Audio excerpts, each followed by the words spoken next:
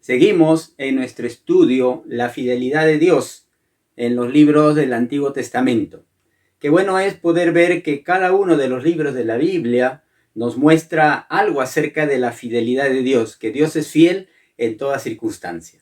Ahora nos toca estudiar el libro de Josué.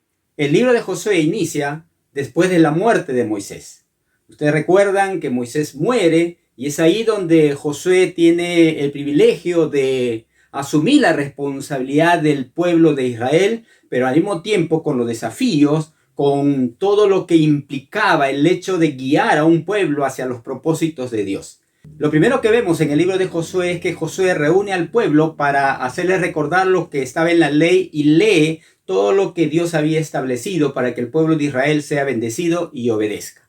De modo que hay algunas similitudes en cuanto a lo que Moisés hizo y lo que Josué también va a hacer antes de entrar a la tierra prometida. Y uno de esos acontecimientos es que, igual que Moisés envió espías para ver la tierra prometida, igual Josué envía espías a Jericó para ver si podía entrar y de esa manera poder empezar esta gran labor que era conquistar la tierra prometida.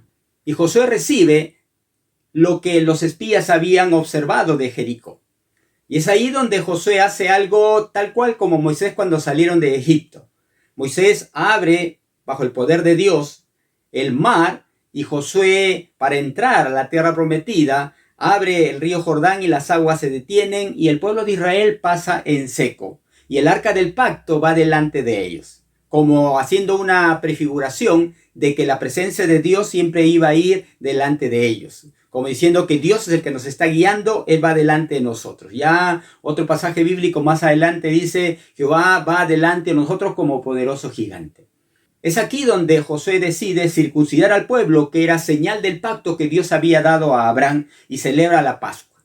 Luego de esto es que Josué tiene un encuentro con un ser que no es un humano común y corriente. Josué ve a un soldado con la espada desenvainada y le pregunta, ¿tú quién eres? ¿Eres de los nuestros o eres del ejército enemigo? Y este personaje le dice, ni de lo uno ni de lo otro. Yo pertenezco a los escuadrones de Dios. Como diciéndole a Josué que la pelea no es un asunto de que Dios pertenece a un pueblo o a otro pueblo, sino que Dios está por encima y que Él es el que pelea las batallas. Que Él es el que guía todo lo que en ese momento Josué iba a emprender. Es aquí donde Josué entiende, ¿no es cierto?, que es la presencia de Dios la que va a acompañarle en todo lo que él emprenda.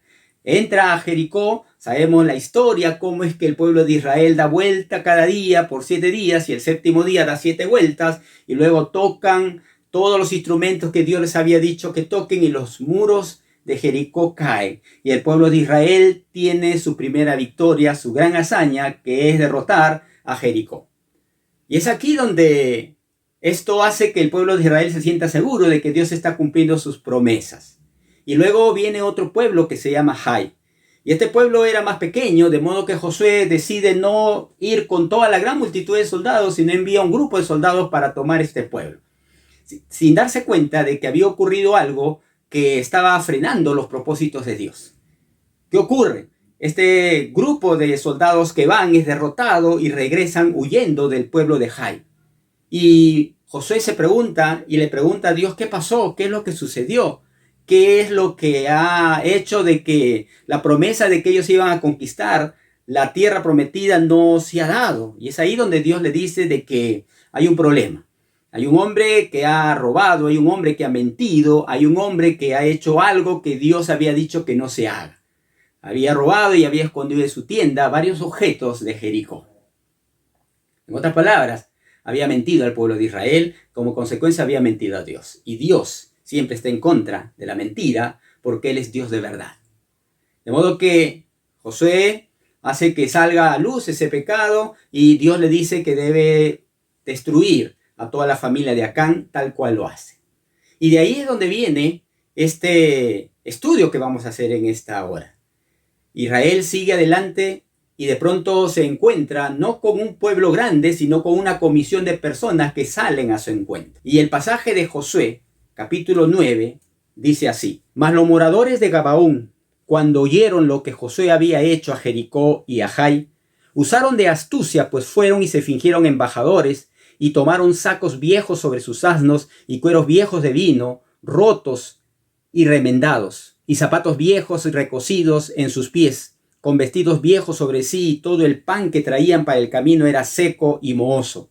Y vinieron a Josué al campamento de Gilgal, y le dijeron a él y a los de Israel: nosotros venimos de tierra muy lejana, haced pues ahora alianza con nosotros. Y los de Israel respondieron a los heveos: quizá habitáis en medio de nosotros, ¿cómo pues podremos hacer alianza con vosotros?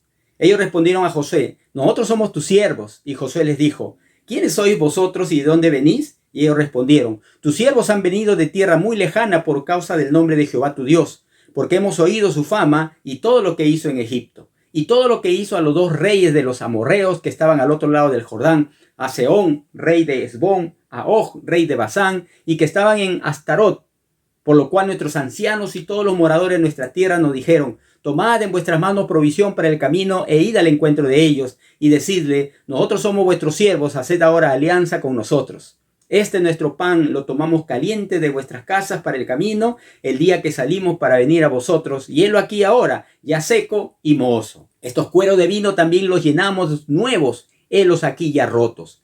También estos nuestros vestidos y nuestros zapatos están ya viejos a causa de lo muy largo del camino. Y los hombres de Israel tomaron de las provisiones de ellos y no consultaron a Jehová, y Josué hizo paz con ellos y celebró con ellos alianza, concediéndoles la vida, y también lo juraron los príncipes de la congregación.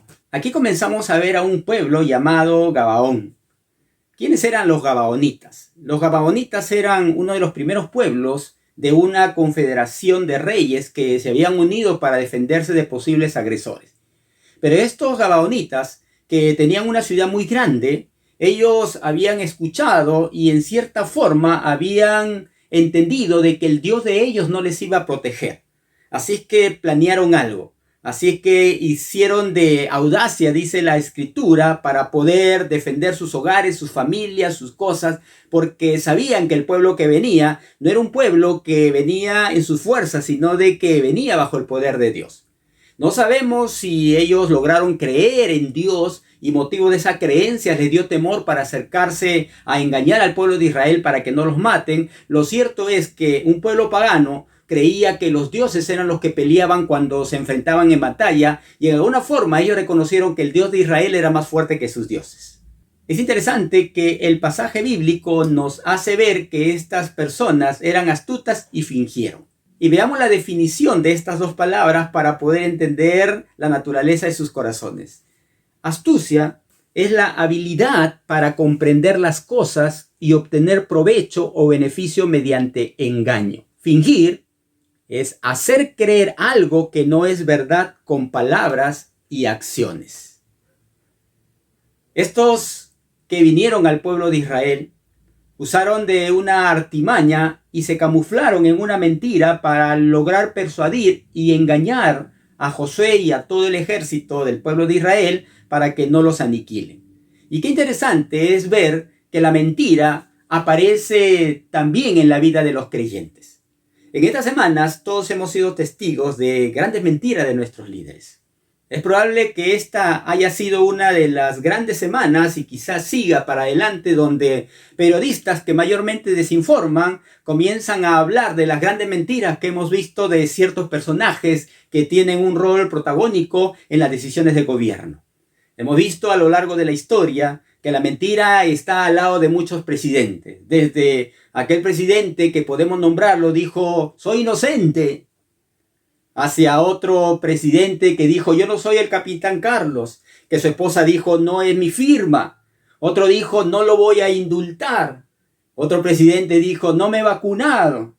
De modo que cuando nosotros vemos a nuestros presidentes, la mentira está a flor de piel.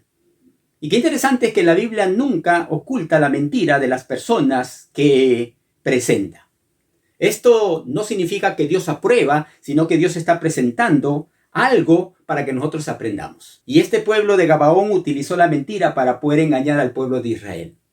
Y es curioso que la mentira se viste de determinado ropaje, y cuando uno lee este pasaje uno va a darse cuenta que los personajes que son nuestros compatriotas y que están en autoridad, y lo que ha sucedido en esta semana con la vacuna, ¿no es cierto?, pues nos hace ver de que la mentira tiene ciertas características.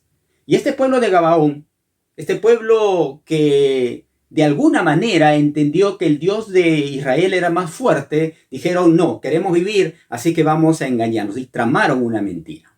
Lo primero que hicieron fue aparentar externamente lo que no eran. Y lo que ocurre muchas veces en las autoridades. El ama súa, ama aquella, ama yuya se ha olvidado. Algunos dicen de que esto es parte de la leyenda de la conducta de nuestro imperio incaico, pero sin embargo, el no mientas, el no robes, ¿no es cierto? El no seas ocioso, es parte de la conducta que se debe seguir y que cada uno de nosotros debe tenerlo como parte de su vida. De manera especial, la integridad, de manera especial, el hablar verdad. Ya por ahí un psicólogo dice que las personas mienten 3 veces al día, otros dicen 6 veces, otros dicen más. Pero de una u otra manera, la gente anda mintiendo.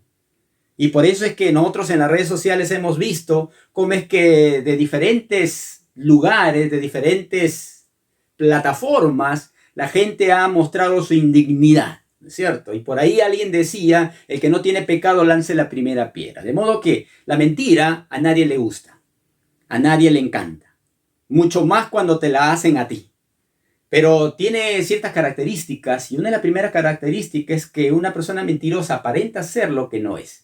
Y el pasaje dice, usaron de astucia, pues fueron y se fingieron embajadores y tomaron sacos viejos sobre sus asnos y cueros viejos de vino rotos y remendados y zapatos viejos y recocidos en sus pies con vestidos viejos sobre sí. El versículo 11 dice, nosotros somos vuestros siervos, haced ahora alianza con nosotros. Este nuestro pan lo tomamos caliente en nuestras casas para el camino, el día que salimos para venir a vosotros, y helo aquí ahora, ya seco y mohoso. Qué interesante es que lo primero que hace la mentira es disfrazar a la persona para que aparente algo que no es, y esconde en lo profundo de su corazón la verdad. Ya por ahí en 2 de Timoteo, capítulo 3, versículo 5, Pablo decía en Timoteo que tendrán apariencia de piedad, pero negarán la eficacia de ellos. A estos evitas. Hablando de los hombres en los últimos tiempos, dice van a tener apariencia de piedad, pero van a negar la eficacia de ella. Ya hemos sido testigos y vamos a seguir siendo testigos. Y creo que el escándalo que se está haciendo, producto de la gran mentira que ha flotado y que ha salido a luz en esta semana, pues es un escándalo que de pronto se rasgan la vestidura, pero en lo profundo de su corazón muchas de estas personas están en lo mismo. Solo Dios es un Dios de verdad y sin iniquidad. ¿Y cómo es que estas personas se disfrazan? Hemos escuchado y creo que podemos poner muchos ejemplos en esta semana cuando de pronto escuchamos a la ministra de Salud decir de que ella como capitana del barco va a ser la última que se va a poner la vacuna. ¿Es cierto? Y ponía muchos ejemplos. Porque el mentiroso siempre aparenta. Y ¿saben qué, hermano? Va a haber gente que se va a acercar a nosotros a engañarnos con apariencia de piedad. Yo recuerdo que en una oportunidad en la iglesia estábamos reunidos y vino un joven todo sudoso y estábamos ahí en la puerta con los sugieres dando la bienvenida a los hermanos que entraban y él decía de que le ayudemos económicamente porque no tenía plata para su pasaje. Y cuando empezamos a preguntarle y a decirle, pero ¿de dónde has venido? Él decía, he venido de provincia porque una persona tenía que pagarme una cantidad de dinero que me iba a alcanzar para regresar y yo he venido acá y él vive aquí en Manchay, vive en el último paradero y no lo he encontrado, me he engañado y vengo caminando el último paradero y quiero que me ayuden para poder regresarme a mi tierra. ¿Has escuchado historias como estas? ¿Has escuchado historias como cuando viene alguien y te pide plata y te enseña la receta y te dice, mi hijo está en el hospital, así que ayúdame por favor? ¿Has escuchado historias como esta que tocan tu puerta con un bebé y de pronto luego te das cuenta que es un engaño, que es una mentira? Varias veces nos han visitado personas que están en necesidad y hay que ayudarles porque realmente están en necesidad. Pero hay personas que utilizan astucia para poder engañar. ¿Y cuántos no hemos sido engañados? Y cuando tú empiezas a interrogar a la persona, tú te das cuenta en la forma en que la persona te mira, en la forma en que la persona se incomoda, que te está mintiendo. Los especialistas en lectura de los gestos Ya nos dicen que hay ciertos indicativos para ver que una persona está mintiendo, aunque es un 50% de seguridad que te dice la verdad. Una persona que miente mira hacia la izquierda, ¿no es cierto? De pronto se agarra la nariz como protegiendo su rostro, como escondiéndose. De pronto empiezas a ver que sus labios empiezan a resecar. Hay ciertas técnicas que enseñan, pero dicen que es un 50% que puede ser y que no puede ser. Pero estas personas vienen y con apariencia y te engañan. Hasta lloran. Hasta te enseñan la receta, hasta te muestran una gran cantidad de receta y medicamentos vacíos. Y muchas veces le hemos dicho a esta persona, está bien, te vamos a ayudar. Vamos a esperar que venga tal hermano que tiene movilidad para ir al hospital y vamos a preguntar al doctor y que él nos dé la receta para que inmediatamente te compremos todo. Y la persona dice, no se moleste, usted no tiene por qué ir, usted debe ser una persona ocupada. Deme a mí nomás, yo me voy a encargar de ir. ¿Tú qué piensas de eso? Pues una persona necesitada te va a decir, ya señor, está bien, esperamos, no se preocupe, esperamos para poder llevar al hospital. Es más, yo le muestro al doctor, porque realmente necesita. Pero hay mucha gente que se disfraza y viene con apariencia. Y en este tiempo hay que tener mucho cuidado, porque ¿quién no está en necesidad? Y de pronto entran a las iglesias para poder empezar a ofertar su necesidad y de pronto creen que la iglesia está obligada a darles. Por supuesto que tenemos que ayudar al prójimo, pero no ser engañados. Pero tienen apariencia de piedad, pero en el fondo niegan la eficacia de ella. En segundo punto, una de las características de la mentira es también que estas personas hablan con convicción. Dice, nosotros venimos de tierra muy lejana. Haced pues ahora alianza con nosotros.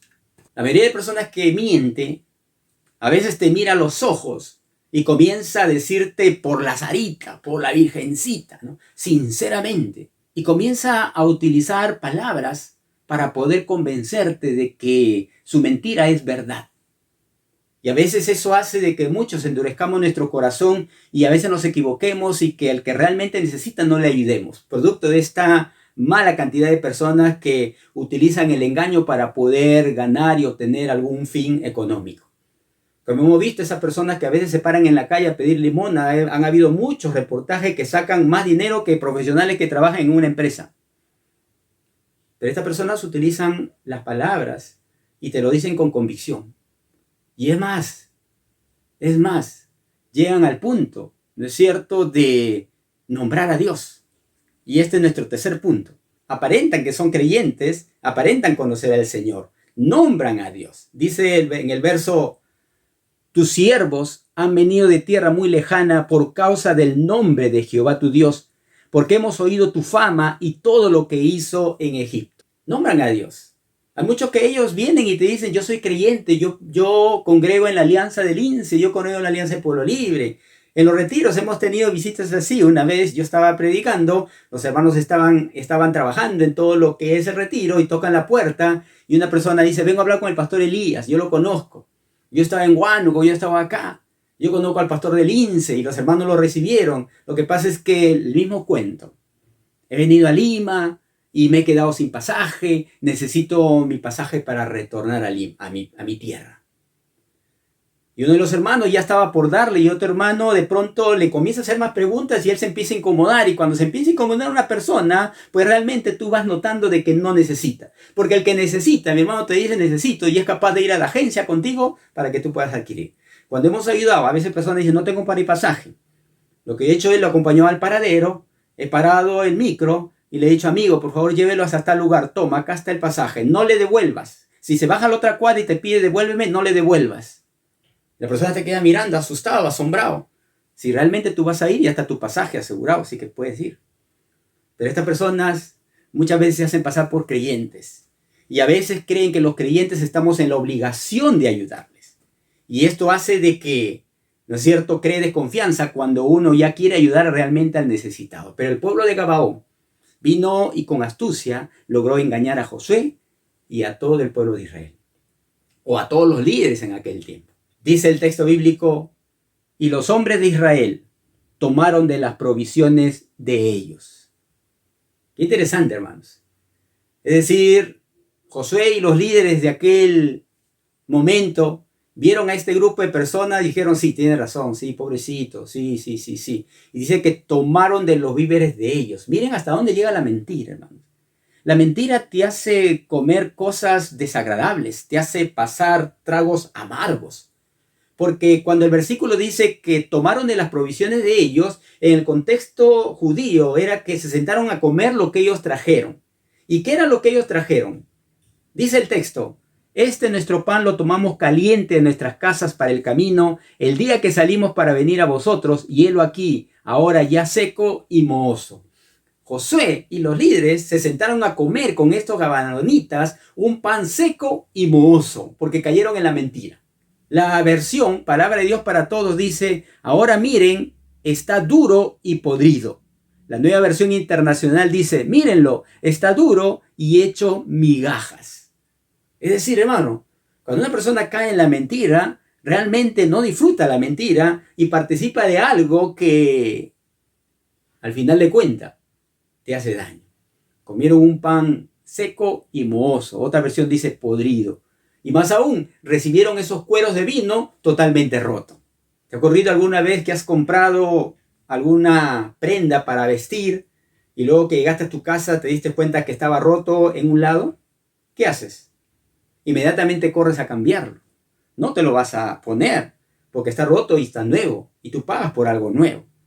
Por eso es que nosotros nos asombramos cómo es que el pueblo de Israel, Josué y los líderes religiosos no solamente aceptaron la mentira, sino que participaron y recibieron ese pan. Y cuando habla de recibir, habla de que hubo un tiempo que comieron ese pan. Pero el texto bíblico sigue. No solamente ellos comieron ese pan, tragaron la mentira, sino el texto aclara y dice: y no consultaron a Jehová. Y creo que la mayor parte de acciones que los creyentes caemos en cuanto a la mentira, en cuanto a las estafas, de pronto compraste un terreno que no era el dueño, de pronto compraste algo que te estafaron, es porque no consultamos a Dios. De pronto entraste a un negocio y salió que eran unos estafadores. De pronto vino un hermano y te dijo: hermana, préstame, hermano, préstame. Y tú confiaste en él, si tenía un año de creyente, ni lo conocías, pero él aparentó un cristianismo espectacular y al final se fue con tu plata. ¿Por qué? Porque no consultaste al Señor. Josué no consultó al Señor. Y ojo, ¿recuerdan lo que había pasado anteriormente? Habían ido a pelear con Jai y los ejércitos del pueblo de Jai habían derrotado. Y cuando Josué consulta a Dios, Dios le dice lo que había pasado. Josué no consulta a Dios y cae en la trampa. Ya por eso la Biblia dice en Proverbios 3:5: fíate de Jehová de todo tu corazón y no te apoyes en tu propia prudencia. Reconócelo en todos tus caminos y él enderezará tus veredas.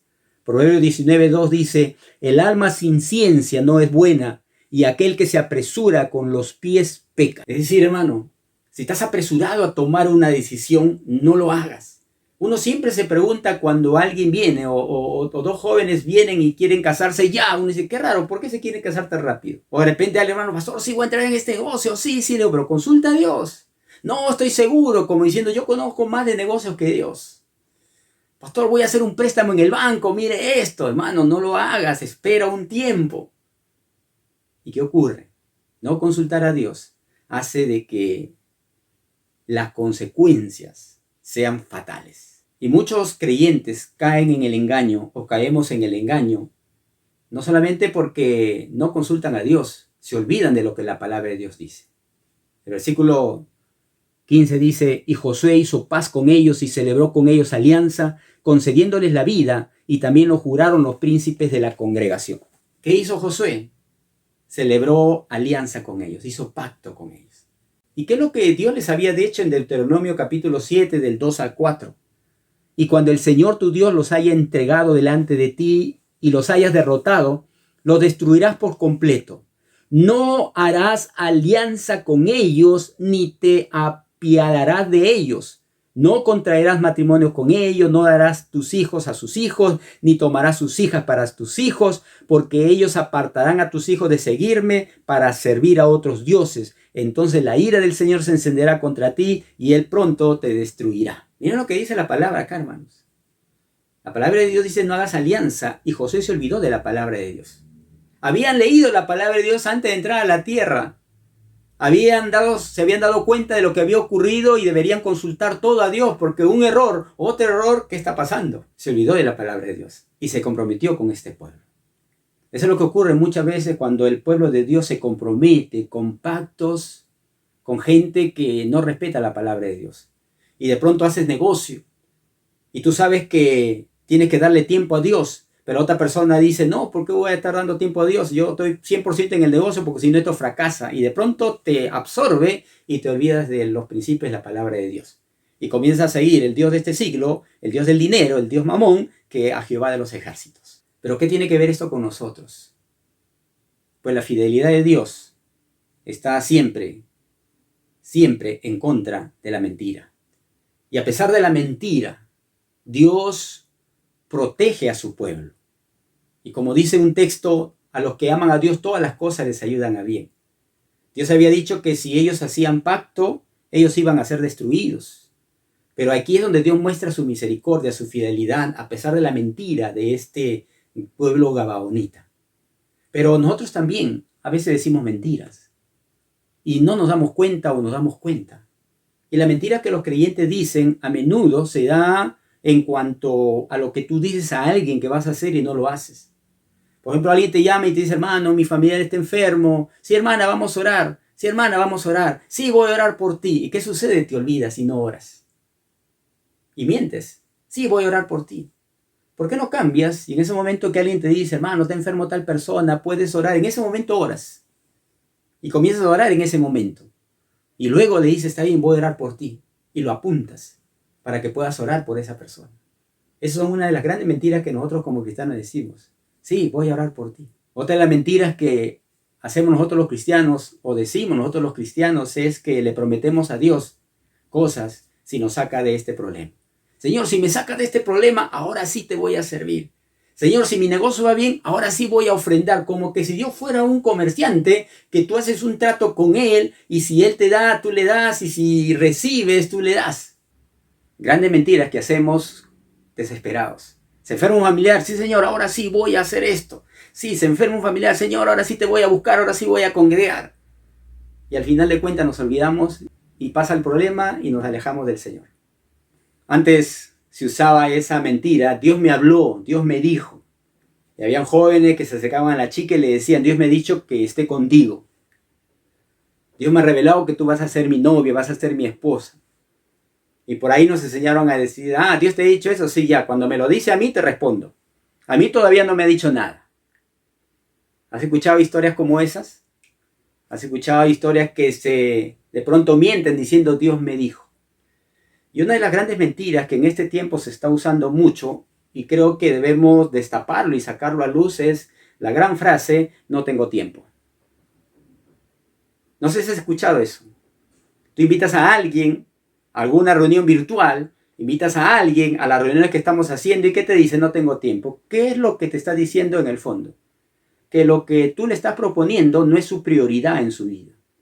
¿Y por qué no la persona en vez de decir no tengo tiempo, te mira y te dice, mira, esa no es mi prioridad? Yo no veo que eso es para mí importante, por eso es que no lo voy a hacer. Y cuando una persona dice no tengo tiempo, lo que está diciendo es que mi tiempo es tan valioso, no como ustedes que sí tienen tiempo para estas cosas. Suena un poco tosco, pero mucha gente está usando en este tiempo ese argumento del no tengo tiempo. Lo curioso es, hermano, que nadie tiene más tiempo que otros. Es decir, yo no tengo un tiempo de 25 horas y tú tienes de 24 y otro tiene de 23. Todos tenemos 24 horas. Aquí no hay que yo tengo más tiempo, por eso puedo hacer eso, que tú tienes menos tiempo, por eso puedes hacer. No, todos tenemos el mismo tiempo. El asunto es que no sabemos organizarnos y las prioridades no las tenemos en función a lo que dice la palabra de Dios, sino en función a nuestro beneficio y a nuestro autoegoísmo. Y muchas veces esa frase no tengo tiempo lo hemos escuchado a alguien que se ha resentido de las cosas del Señor y de pronto te obliga a trabajar más de la cuenta porque él está resentido y ya está resentida y hace que, ¿no es cierto?, todo gire en torno a su forma de pensar.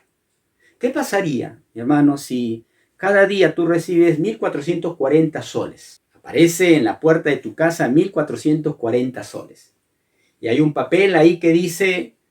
Este dinero es para usted y usted lo puede gastar en lo que quiera, en lo que desee.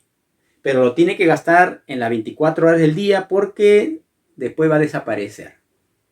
¿Qué harías tú, hermano? Empezarías a gastar, ¿cierto?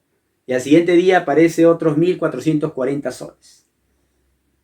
¿En qué empezarías a gastar, a gastar? Alguno dice, yo pagaría mi deuda, yo pagaría esto, yo pagaría... Y empiezas a gastar, a gastar. Y así durante toda la semana. Yo creo que si aparece eso, tú te sientas y comienzas a decir, muy bien, voy a gastar en esto, a gastar, te armarías tu presupuesto y colocarías eso para pagar todos tus asuntos, ¿sí o no? Te ordenarías. Pero sabes que, mi hermano, tú tienes 1440 minutos en el día. ¿Qué haces con esos 1400 minutos en el día? Pues como sea, vives como sea, no, ni siquiera lo has planificado tu día, lo que salga en el asunto. Y muchas veces el no tengo tiempo, mi hermano, no es verdad. Porque hay gente que dice, estoy en mi trabajo todo el tiempo y no tengo tiempo para nada porque todo el día estoy trabajando. Pero yo estoy seguro que si tu hijo o tu hija se enferma y tienes que llevarlo al hospital, dejas inmediatamente el trabajo, no te importa el trabajo y lo llevas al hospital. ¿Por qué? Porque la prioridad cambió. Entonces no es un asunto de tiempo, es un asunto de prioridad. Y las cosas de Dios siempre están en último lugar, de manera especial cuando te has enfriado. Es interesante que Martín Lutero tenía una frase que decía, estoy tan ocupado hoy que pasaré 3 horas en la oración. La segunda frase que la mayoría de cristianos estamos utilizando en este tiempo, y es que dicen, me voy a congregar cuando regresemos nuevamente a la iglesia. ¿Has escuchado? Es una gran mentira. Me voy a congregar cuando regresemos a la iglesia. Porque yo soy una persona sociable, a mí me gusta estar ahí al lado del hermano, de la hermana. Entonces por las redes sociales, no está bien, eso es muy frío. Yo cuando ahí recién voy a regresar. Esa es otra gran mentira. Porque la iglesia no es el local. La iglesia no es el local. La iglesia es la persona. Entonces hay un desconocimiento de lo que es la iglesia del Señor. Entonces cuando la iglesia abra, ahí yo recién me voy a congregar. Y mientras tanto no congrega en un lugar y se enfría y de pronto empieza a contagiar a otros ese pensamiento, ¿no es cierto? Cuando recién vayamos a la iglesia y me voy a congregar, ¿no, mi hermano? El que tiene hambre y sed de Dios busca las diferentes formas de poder alabar a Dios. Ahora, mi hermano, ¿qué pasaría si no hubiera iglesia? No hubiera locales para congregar. ¿Qué pasaría si no habría internet? O sea, ni local para congregar, ni internet. ¿Qué pasaría? Tú tendrías que depender de Dios. Porque al final de cuentas es tu responsabilidad, tu salud espiritual. Y miren, ahora a través de la pandemia, esta es la red en la cual estamos usando para poder llegar a tu hogar. Y qué bendición, mi hermano.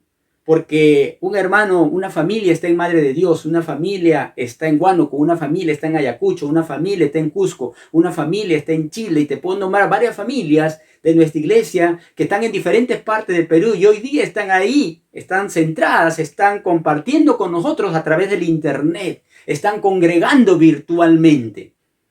Si estuviéramos en el templo, no podrían hacerlo. Tendrían que ir y buscar algún lugar allá donde están. Pero ahora están con esta gran familia que somos de la Alianza Cristiana y Misionera de Manchay. Si tú dices, no tengo tiempo, si tú dices, voy a esperar, ¿no es cierto?, hasta que todo vuelva a ser normal, pues la mayoría de sociólogos están diciendo que nunca más volveremos a la normalidad. Ya no todo va a ser igual. Hay que adaptarnos a los nuevos tiempos. Pero qué bueno es saber que Dios sigue siendo fiel. El versículo 16 dice, pasado 3 días después que hicieron alianza con ellos, oyeron que eran sus vecinos y que habitaban en medio de ellos. Y llamándolos Josué, les habló diciendo, ¿por qué nos habéis engañado diciendo, habitamos muy lejos de vosotros, siendo así que moráis en medio de nosotros? Y ellos respondieron a Josué y dijeron, como fue dado a entender a tus siervos que Jehová tu Dios había mandado a Moisés tu siervo, que os había de dar toda la tierra y que había de destruir a todos los moradores de la tierra delante de vosotros. Por eso temimos en gran manera por nuestras vidas a causa de vosotros e hicimos esto. Ahora pues, henos aquí en tu mano, lo que te pareciere bueno y recto hacer de nosotros, hazlo. Y él lo hizo así con ellos, pues los libró de la mano de los hijos de Israel y no los mataron. Dios es fiel, mi hermano, aún en medio de la mentira. Esta gente vino a mentir y como el pueblo de Dios había hecho pacto con ellos, y el pueblo de Israel decidió respetar ese pacto. Y Josué los destinó aquel día a ser leñadores y aguadores para la congregación y para el altar de Jehová en el lugar que Jehová eligiese, lo que son hasta hoy. Qué interesante, hermanos. ¿Cuántos de nosotros hemos sido mentirosos? ¿Cuántas de ustedes, hermanos, han sido mentirosas? Pues el que dice que nunca mentiro ya está diciendo la primera mentira. Y miren cómo es que a estos mentirosos Josué les da el trabajo de llevar la leña para el templo, para el tabernáculo. Les da el trabajo de llevar el agua para las cosas de Dios. Porque quizás, hermano, podríamos decir, aunque el texto no lo dice, que de alguna manera este pueblo gabaonita, al querer hacer la paz, al querer hacer alianza con el pueblo de Israel, como que reconocieron que Jehová era más grande que sus dioses, y a pesar que sus vecinos no creían eso, ellos sí tuvieron un poquito de fe para poder acercarse al pueblo de Israel. ¿Y qué es lo que sucedió con el pueblo de Gabaón? Los gabaonitas se convirtieron en siervos del tabernáculo. Y no solamente eso, mi hermano, sino que en algún momento en la historia futura, el arca del pacto estuvo en Gabaón. Cuando vamos a Primera de Crónicas 16, 39, 40, dice: y dejó allí delante el arca del pacto de Jehová a Asaf y a sus hermanos para que ministrasen de continuo delante del arca cada cosa en su día, y a Obed-edom y a sus 78 hermanos, y a Obed-edom hijo de Jedutún y a Osa como porteros. Asimismo el sacerdote Sadoc y a los sacerdotes sus hermanos delante del tabernáculo de Jehová en el lugar alto que estaba en Gabaón. Es decir, el pueblo de Gabaón llegó en un momento en su historia a tener el arca del pacto y ahí había un altar para adorar a Dios. ¿Cómo es que estos mentirosos se convirtieron luego a ser un lugar de adoración de Dios? Es más, en el versículo 29 del capítulo 21 dice: y el tabernáculo de Jehová que Moisés había hecho en el desierto y el altar del holocausto estaban entonces en el lugar alto de Gabaón. Fíjate, mi hermano. Es más, uno de los valientes de David fue gabaonita. En 1 Crónicas 12:4 dice: Ismaías gabaonita, valiente entre los 30. Más aún, Dios habló también a Salomón en Gabaón. Dice 1 Reyes 3:4: e iba el rey a Gabaón, porque aquel era el lugar alto principal, y sacrificaba allí 1000 holocaustos. Sacrificaba a Salomón sobre aquel altar. Cuando vemos a Nehemías, en Nehemías capítulo 3, versículo 7 dice: junto a ellos restauró Melatías gabaonita y Jadón meronotita, varones de Gabaón y de Mizpa, que estaban bajo el dominio del gobernador del otro lado del río. Es decir, los gabaonitas comenzaron a tener injerencia en el pueblo de Israel. Eran servidores que llevaban agua y llevaban leña para el templo. De pronto en el pueblo de Gabaón se levantó un altar de Dios. Pues Dios es fiel, aún en medio de la mentira. Entonces, mi hermano, estamos viviendo en ese tiempo una gran sensación de mentira, pero Dios sigue siendo fiel y Dios puede transformar a las personas. No perdamos nosotros la visión del poder del evangelio en las personas. No reneguemos solamente, ni tampoco salgan palabras de maldición contra todas las personas, porque nuestro deber es proclamar el evangelio. Nuestro deber es orar para que el mundo pueda venir a los pies del Señor. Pues ¿de qué te asombras de que la gente mienta? ¿De qué te asombras que las autoridades mientan? Porque es la naturaleza caída. ¿Quién es el que gobierna este mundo? Pues el diablo, el príncipe de este mundo, el príncipe de la mentira. Ya Jesús hablaba que Satanás era el padre de la mentira, mas Dios es un Dios de verdad. Entonces, mi hermano, la fidelidad de Dios se va a mantener aún en medio de la mentira. Entonces te desafío a ti, mi hermano, a que no te involucres emocionalmente en todo este bagaje, todo este grupo de personas que de pronto se enojan, se molestan, reniegan por lo que estamos viendo a nuestro alrededor con nuestras autoridades. Más bien te invito a que tú puedas orar por ellos. Te invito a que tú puedas clamar misericordia por ellos. Te invito a que tú puedas decir: Señor, ten misericordia del Perú. Y así como a este grupo de gabaonitas que mintieron al pueblo de Israel, así tú puedes usar en algún momento a ellos como instrumento de bendición. ¿Lo crees, mi hermano? Pues el evangelio es poder de Dios para salvación a todo aquel que cree. Y si nosotros los creyentes no estamos proclamando esta verdad, si no estamos proclamando el resentimiento, estamos proclamando el enojo, estamos proclamando la ira, estamos proclamando, ¿no es cierto?, cosas que salen de tu mente y de tu corazón, pero no salen del corazón de Dios, no salen de la palabra de Dios. Yo te desafío, mi hermano, que si en algún momento alguien te engañó, alguien te estafó, Pues la fidelidad de Dios ha sido tan grande que tú no has sido el engañador, que tú no has sido la estafadora, que tú no has sido la que has mentido. Y si tú estás mintiendo, tú estás engañando, haz un alto, mi hermano. Haz un alto y deja esa mentira y acércate al Señor. Dile: Señor, tú eres un Dios de verdad. Jesús dijo: yo soy el camino, la verdad y la vida. Pues yo quiero involucrarme, Señor, en la verdad. Yo quiero ser parte de este pueblo que proclama tu verdad y que comienza a orar para que Dios siga obrando en medio de nuestras autoridades. ¿Te animas, hermano? Pues vamos a orar y vamos a decirle al Señor: Señor, a ti no se te ha pasado por alto lo que ha sucedido en nuestras autoridades. Pues yo estoy aquí para seguir clamando para que tú sigas obrando, porque tu fidelidad no se ha terminado y tú puedes hacer de ellos instrumento de bendición. Así nos cueste creerlo, como le dijiste a aquella mujer: vete y no peques más. Toda la sociedad de aquel tiempo quería apedrearla, toda la sociedad de aquel tiempo quería matarla, pero tú lo miraste con los ojos de misericordia, tú lo miraste como Dios mira. Y nosotros queremos mirar a nuestras autoridades como tú los ves, Señor. Tal como nos miraste en algún momento, lo mentiroso que éramos, las mentirosas que éramos, y tuviste misericordia. Oramos. Padre, en el nombre de Jesús, pedimos por nuestras autoridades, para que siga saliendo todo a luz, pero en algún momento tú permitas que ellos te conozcan. Tú permitas que tu evangelio llegue a sus mentes y a sus corazones y sean transformados, transformadas. Porque el engaño, la mentira, Señor, trae muchas heridas.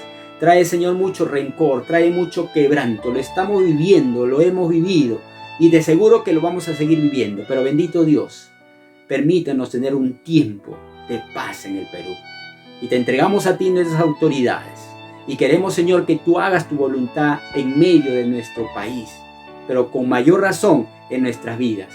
Que toda mentira en nuestra vida también salga a luz, bendito Dios. Y que tú permitas que nosotros seamos hombres y mujeres temerosas de ti y que vean la verdad como un privilegio y como una herencia de tu naturaleza. Te bendecimos, Padre, en el nombre de Jesús. Amén y amén. Amén, mi hermano. Que Dios te bendiga y seguimos adelante. Bendiciones. Hasta la próxima semana.